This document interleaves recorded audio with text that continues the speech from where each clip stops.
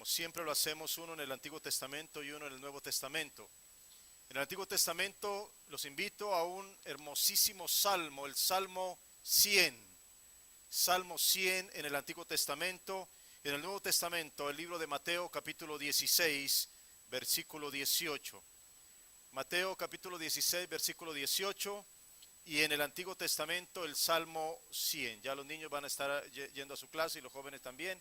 Mientras nosotros vamos preparando una palabra del Señor esta mañana, dándole las gracias a todos, hermanos, dándole las gracias también a todos los que han participado en este día, con alegría, con sus talentos, con su amor, todas las cosas hermosas que el Señor permite, precisamente la riqueza de lo que significa la iglesia de Cristo, unidos todos para glorificarlo a Él, a través de todos los dones que el Señor nos ha regalado y de la manera como podemos siempre expresar nuestra gratitud a Dios por tantas cosas maravillosas. Vamos a leer primero en este día el pasaje del Nuevo Testamento, Mateo capítulo 16, versículo 18.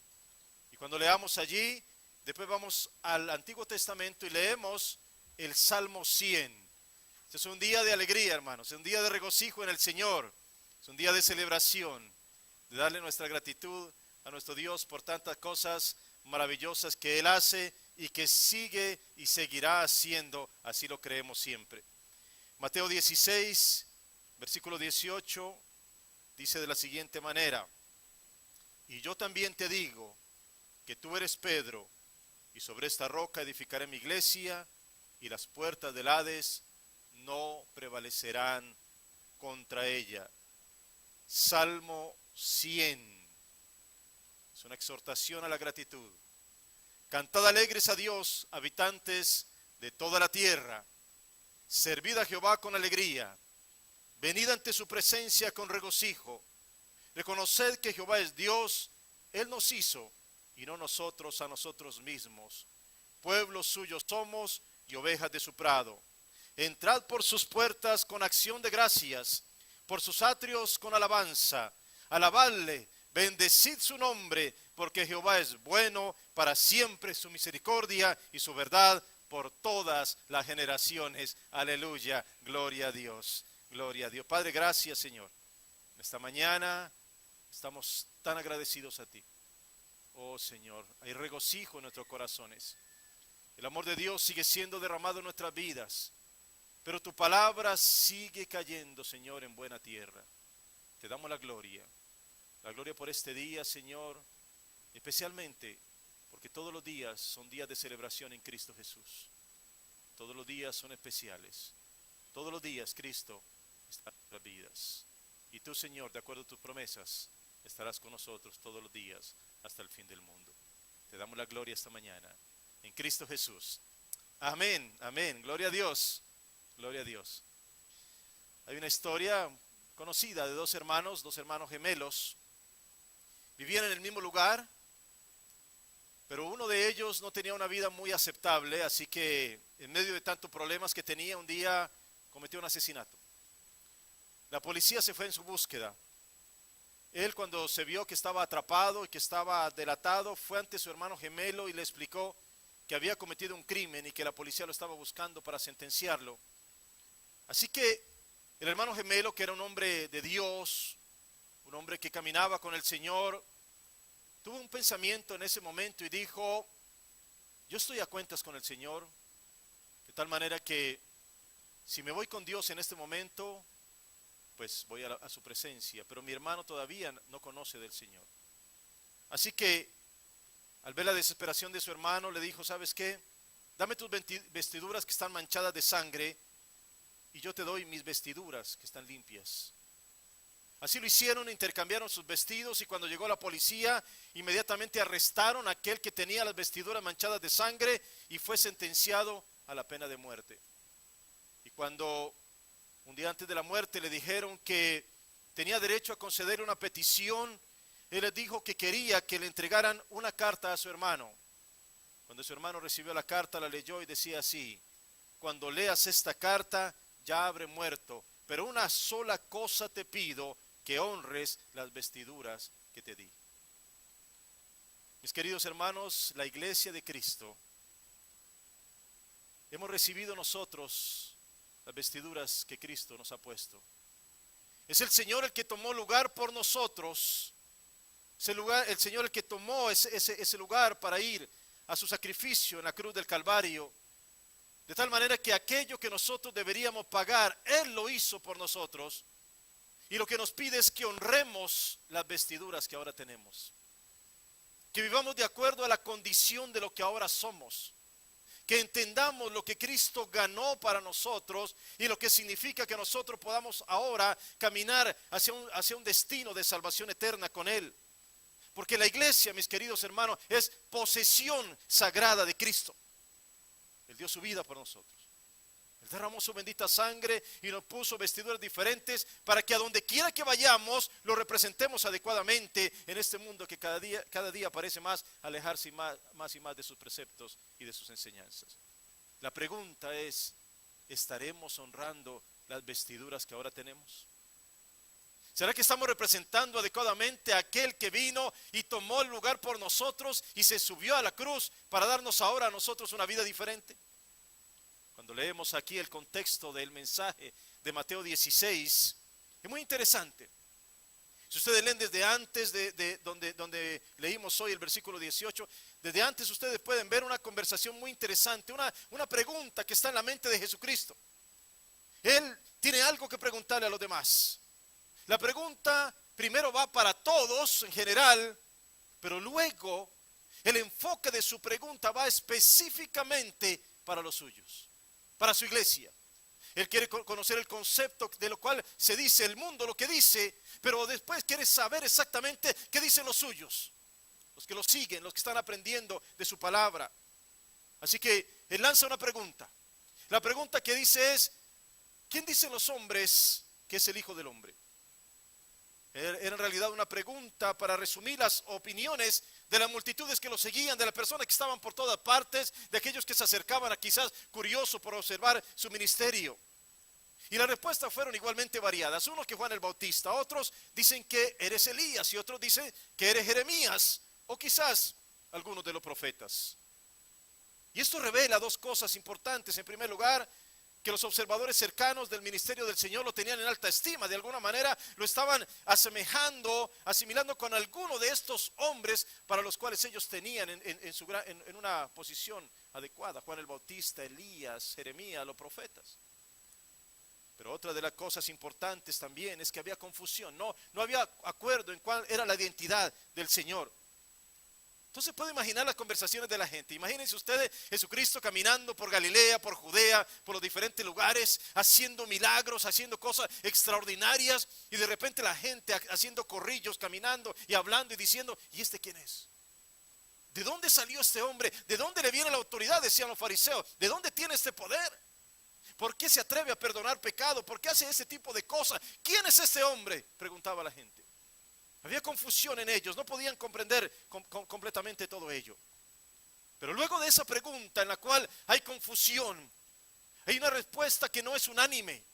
Hay una respuesta que varía de acuerdo a cada uno. Cada uno tiene un concepto diferente, cada uno mira a Jesús de una forma diferente, pero ahora tiene que hacer una pregunta directamente a los suyos.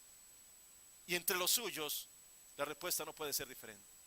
Entre los suyos tiene que haber unanimidad, tiene que mirarlo de una manera específica. Hay alguien que tiene que tomar una revelación diferente. No puede ser exactamente como la multitud de afuera que no se interesan por Cristo o no lo siguen adecuadamente. Así que le hace una pregunta a los suyos. Y entonces díganme ustedes, ¿quién de ustedes dicen que soy yo? Puede haber muchas respuestas a esta pregunta, pero solo hay una respuesta que viene con revelación divina. Puede haber muchas opiniones, pero solo hay una que viene directamente de los cielos. Si ustedes recuerdan el bautismo de Jesucristo, ya se había escuchado una voz del cielo que respaldaba la figura de Jesucristo. Ustedes se acuerdan cuando Jesucristo estaba siendo bautizado por Juan el Bautista, que se abre los cielos y se escucha una voz que dice, este es mi Hijo amado en quien tengo complacencia. Había una revelación del cielo acerca de quién era Jesucristo.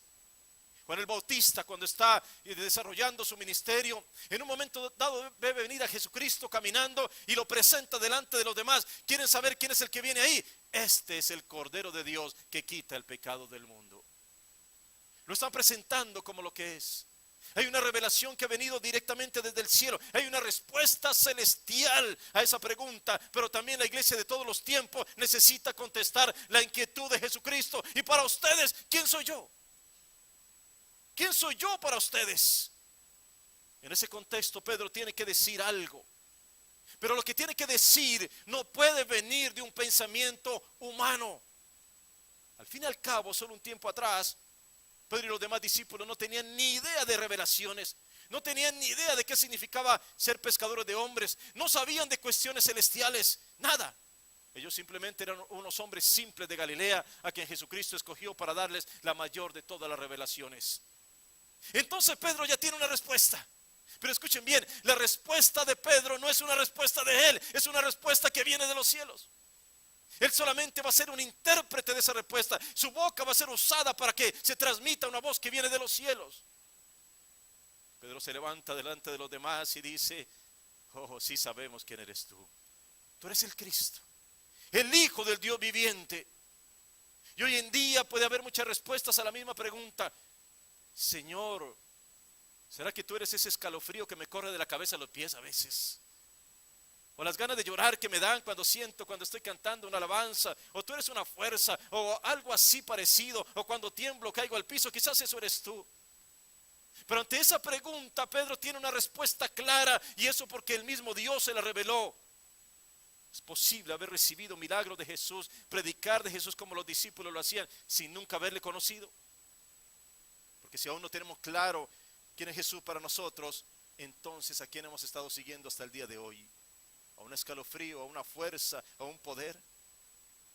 Cuando el ciego Bartimeo se dio cuenta quién venía, fíjense esto, él ni siquiera tenía la vista, él no podía ver, pero él gritaba diciendo: Jesús, Hijo de David, ten misericordia de mí, aleluya. Él estaba reconociendo, él sabía quién estaba allí. Él no tenía ojos para ver, pero tenía ojos espirituales que ya habían sido abiertos a una revelación que muchos de los que podían ver ni siquiera la tenían. Jesucristo, el que viene ahí, no es cualquier hombre. Jesucristo es el Hijo de David. Él es el Mesías. Él es el que tiene el poder. Él puede abrirme los ojos, aleluya. Entonces no le gritó a un simple profeta, no llamó a un simple predicador, no le pidió a un hombre cualquiera. El pedido de Bartimeo era al Mesías, al Hijo de David, al Cristo que había venido, al que tiene el poder de abrir los ojos para ver, aleluya. No te da consuelo saber que tus pedidos no van a cualquier hombre, que cuando tú oras no lo estás haciendo para cualquiera, que tus peticiones y tus oraciones son directamente a Cristo, al Mesías, al Hijo del Dios viviente, al que ha venido de los cielos para cambiar nuestra historia, aleluya. ¿No te da consuelo eso? ¿No te da alegría en tu corazón? Lo mismo sucedió con la mujer cananea que comenzó a gritar diciendo: Señor, Hijo de David, ten misericordia de mí. Mi hija está terriblemente endemoniada. Escuchen, se requiere revelación de lo alto para poder entender que aquel en quien hemos creído, a quien servimos y por quien estamos dispuestos a entregar la vida si fuera necesario, Él no es un profeta, mis queridos hermanos. Él no es una doctrina, Él no es una religión, no son los rituales del templo, Él no es una tradición, ni mucho menos fábulas inventadas por nuestros antepasados, sino Él es el Hijo de David, el Mesías prometido, el Cristo, el Hijo del Dios viviente, aleluya, gloria a su nombre. Así que Jesucristo ya encontró una respuesta en su iglesia. Qué respuesta maravillosa la que tienen los discípulos. Muy bien, ya está la revelación. Ya tienen todo lo que necesitan, porque sin revelación divina no hay iglesia. Escuchen bien, sin revelación divina no hay iglesia de Jesucristo. Y tú y yo, y todos los que pertenecemos a la iglesia de Cristo, hemos recibido una revelación celestial. Hemos escuchado una voz de los cielos. Hemos recibido del Padre la identidad de su Hijo. Nuestros ojos han sido abiertos a algo sobrenatural. Entonces, ahora sí puede hacer esta poderosa declaración Cristo. Escuchen bien.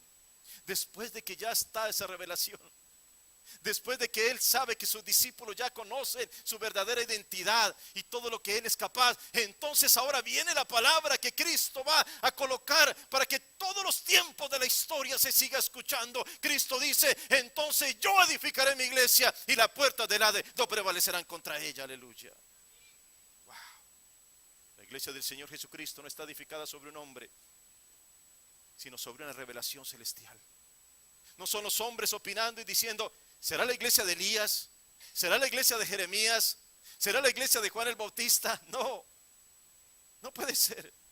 Sobre el concepto de los hombres no se puede edificar algo tan poderoso destinado a la transformación de millones de seres humanos alrededor del mundo. Tiene que ser algo que venga directamente de los cielos. Tiene que ser una revelación poderosa. Tiene que ser un anuncio celestial. Y sobre ese anuncio, sobre esa roca firme, sobre ese anuncio sólido, se edifica una iglesia a la cual ni siquiera los infiernos mismos pueden destruir. Jamás, aleluya, jamás la pueden destruir.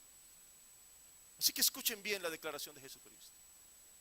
Yo edificaré mi iglesia. Y quiero de alguna manera repartir estas palabras de Cristo. Lo primero que él empieza diciendo es yo. Y mira esta escena como respuesta. Piensa tú que estás en el cielo contemplando el trono de Dios, y en la mano de Jesucristo hay un libro, la revelación final de la historia y del destino de la iglesia. Originalmente está en las manos de Dios, del Padre, y en ese escenario de los cielos se busca a alguien que sea hallado digno de abrir el libro, porque ese libro contiene la consumación de toda la historia. En aquel instante que se relata en Apocalipsis capítulo 5, Juan está mirando allí, está escuchando lo que está sucediendo y empieza a llorar. Pero uno de los 24 ancianos le dice, no llores. Mira, el león de la tribu de Judá, la raíz de David, ha vencido y va a abrir el libro, aleluya. Entonces el cordero semejante al león, y los ancianos, aparece en escena, y los ancianos y las criaturas alrededor del trono empiezan a cantar y a decir, digno eres de tomar el libro y de abrir sus sellos, porque tú, Señor, fuiste inmolado y con tu sangre compraste para Dios a gente de toda tribu, lengua, pueblo y nación, y los has hecho un reino de sacerdote para nuestro Dios, y reinarán sobre la tierra. Escuchen, uno solo es digno de consumar el destino de la historia: Cristo, el Hijo del Dios viviente, quien ha redimido a gente de todo grupo étnico sobre el planeta.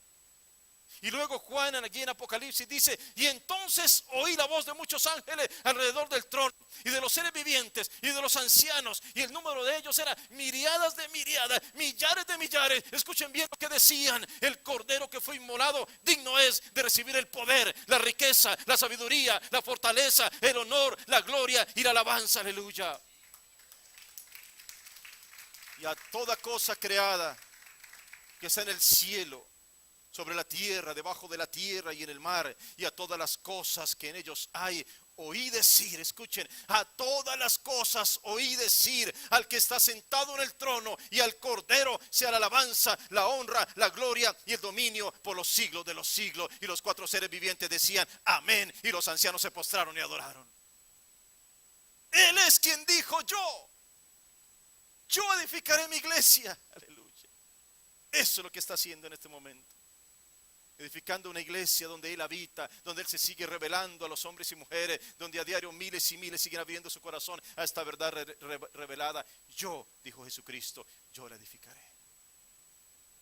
La siguiente palabra de esta frase tan poderosa es edificaré.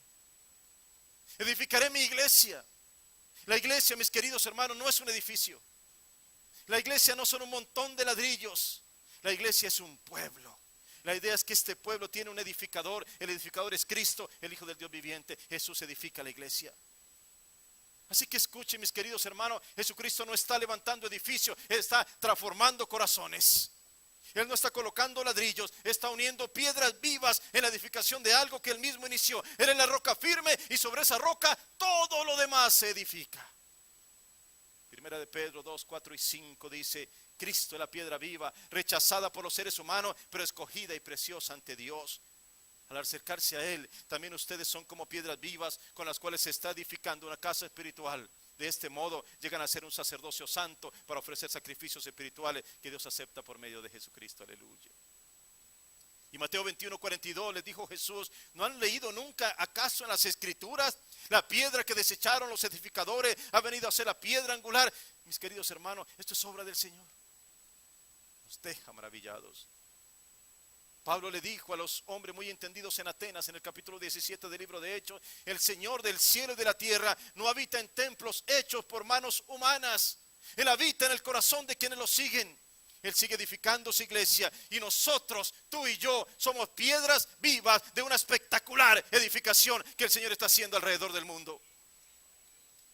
El Salmo 133 dice: mirad cuán bueno, aleluya, y cuán delicioso es habitar los hermanos juntos en armonía. Es como el buen óleo sobre la cabeza, el cual desciende sobre la barba de Aarón, y baja hasta el borde de sus vestiduras, como el rocío de Hermón que desciende sobre los montes de Sión, porque allí envía Jehová bendición y vida eterna, aleluya.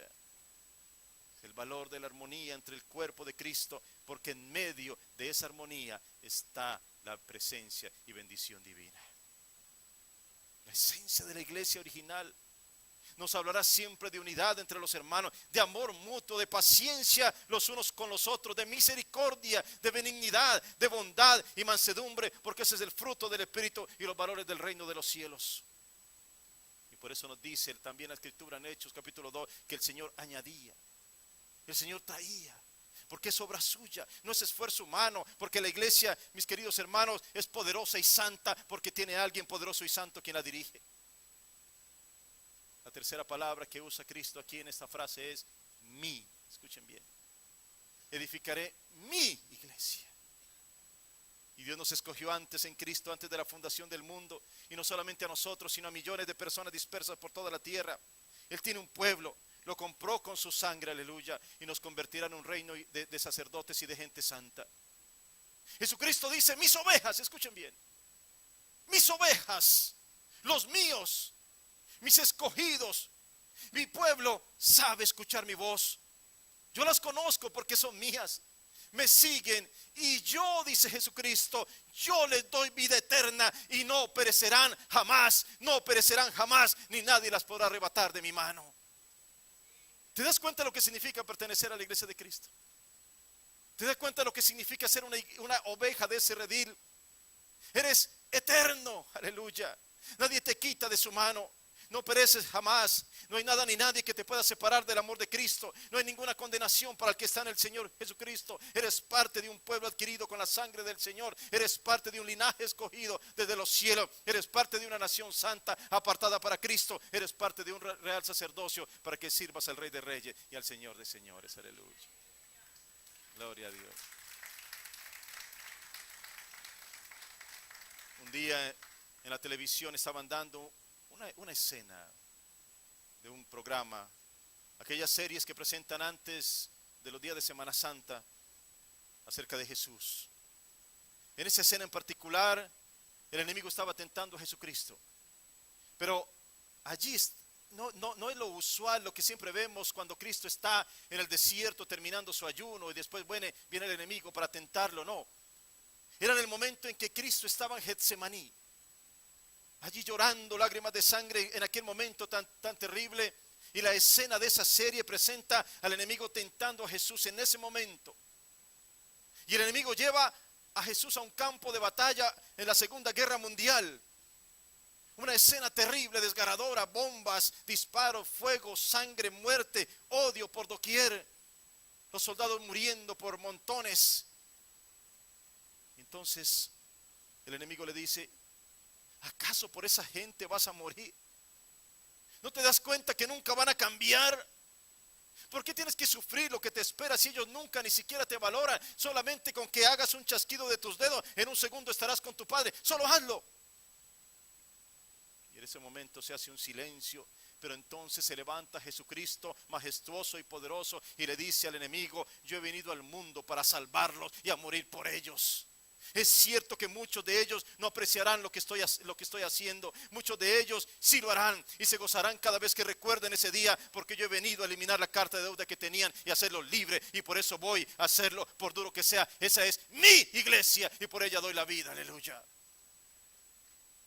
Y en ese momento el diablo se fue y Jesucristo regresó a la escena del prendimiento en el huerto, y llegaron los fariseos y Judas y los guardias y lo llevaron hasta la cruz.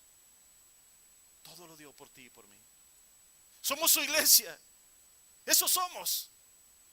Y la última palabra de esta declaración poderosa precisamente es esa: iglesia.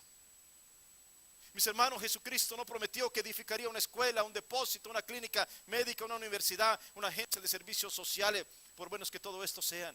Él promete con toda autoridad: edificaré mi iglesia. La iglesia tiene las llaves del reino de los cielos. ¿Imaginas el poder que tiene la iglesia de Cristo? El que se opone a la difusión del evangelio no solo se opone a aquellos que lo transmiten, en realidad se opone a aquel que lo proclamó, es decir, se está oponiendo a los designios divinos.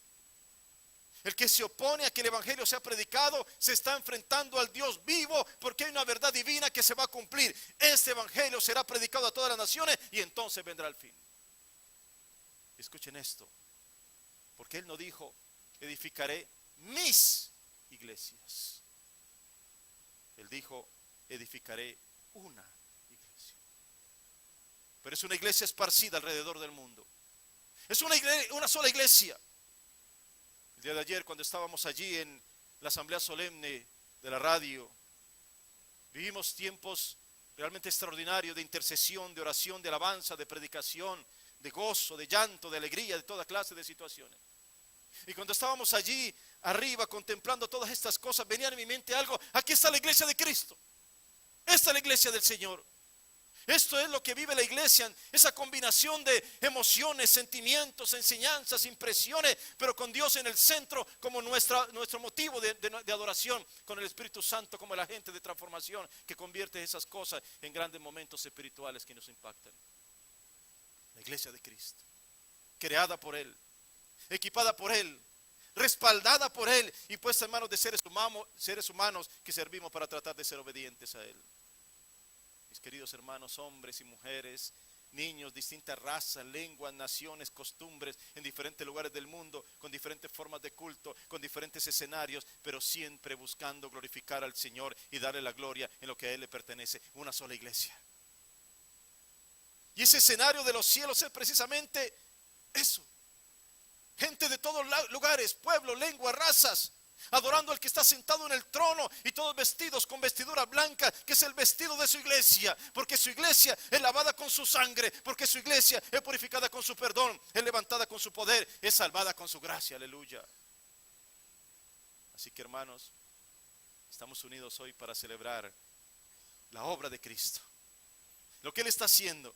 No nos celebramos a nosotros mismos, celebramos lo que Dios hace en nuestras vidas, en esta obra que nació para glorificarlo a Él, en las vidas que han sido transformadas, en las sanidades que hemos visto, en los testimonios, en los años transcurridos en los cuales hemos visto sin duda la mano de Dios en nuestras vidas. Por eso, porque Cristo tiene su iglesia, porque nos invita, escuchen bien, no somos nosotros los que invitamos a Cristo, es Él quien nos invita a su iglesia, es su iglesia. Nosotros no le damos la bienvenida, Él es quien nos recibe siempre, aleluya. Así que por eso vamos juntos a adorar. Celebramos al autor de la vida y de la salvación.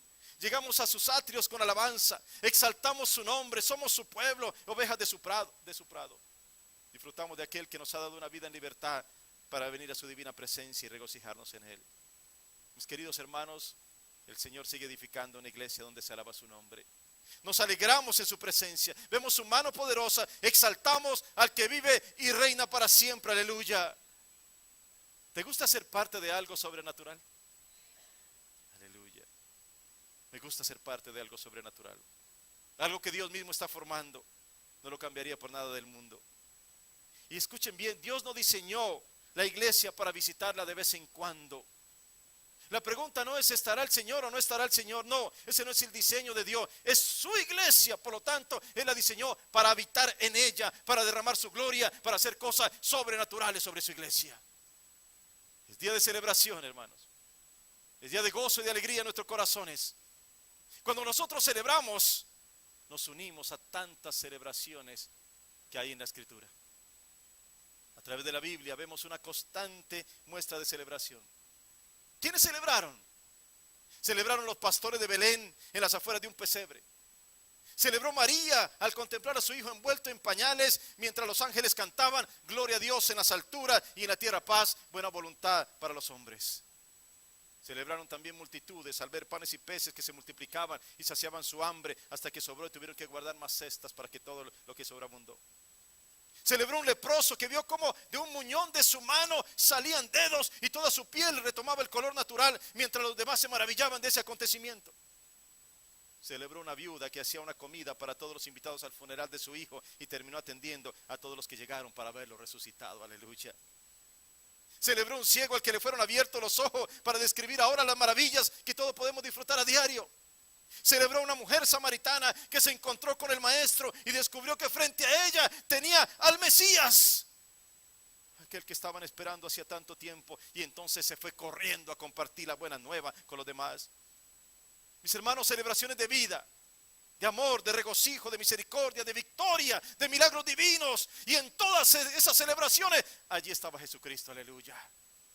En medio de las celebraciones allí estaba Él, porque Él es el centro de nuestra celebración. Él es el motivo de nuestro júbilo y de nuestra alegría. Sigamos agradeciendo al Señor porque Él sostiene lo que a Él le pertenece. Aleluya. Desde hace 20 siglos, mis hermanos, el mundo está diciendo que la iglesia va a desaparecer. Ha matado a muchos cristianos y a muchos los enfrentaron con leones, los crucificaron, los arrastraron por las ciudades, los quemaron vivos. Los decapitaron, los despellejaron y después han seguido persiguiendo a los defensores de la cruz de Cristo. Y hoy en día se legisla en contra y se persigue a los creyentes en muchos lugares del mundo. Pero escuchen bien, la iglesia sigue adelante. La iglesia sigue adelante, no va a desaparecer. Es una promesa de Cristo. Edificaré mi iglesia y las puertas del Hades no prevalecerán sobre ella jamás. Aleluya. Nunca. Aleluya. Por eso, mis hermanos, la iglesia no le pertenece a un ser humano, ni a una denominación, ni a un grupo de personas. La iglesia fue comprada con precio de sangre. Él y solo Él es el dueño de la iglesia. Hemos venido a servirle. Este es el día que ha hecho el Señor.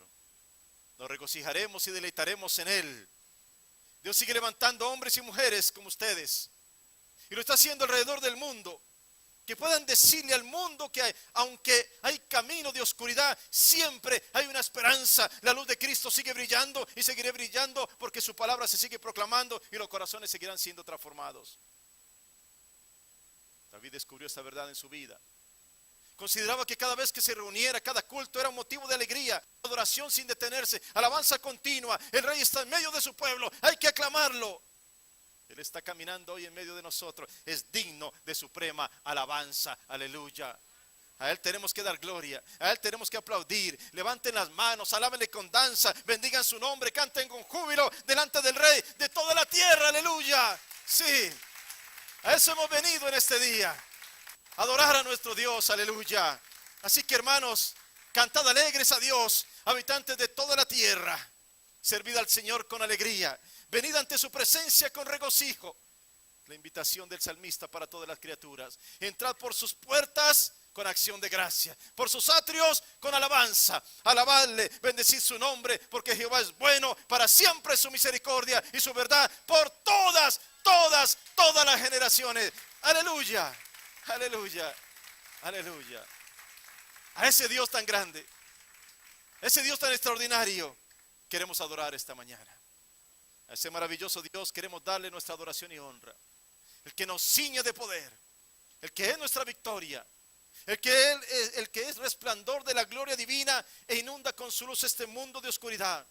El que sustenta todas las cosas con la palabra de su poder. Ese Dios maravilloso es nuestro Dios, aleluya. Nuestro Dios, es tu Dios, es mi Dios. Él merece adoración y alabanza, pero no de cualquier manera, con toda tu alma, con todo tu cuerpo, con todas tus fuerzas, con toda tu mente, porque Él está buscando adoradores que le adoren en espíritu y en verdad.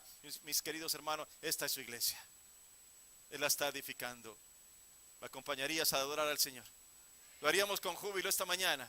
Vamos a pedirle a los hermanos de la alabanza que vengan esta mañana y adoremos al Señor, honrémoslo, glorifiquémoslo. Este es un día de celebración, este es un día de alabanza, este es un día de regocijo en nuestros corazones. El Señor está edificando una iglesia y nosotros somos parte de esa iglesia gloriosa que el Señor está edificando alrededor del mundo.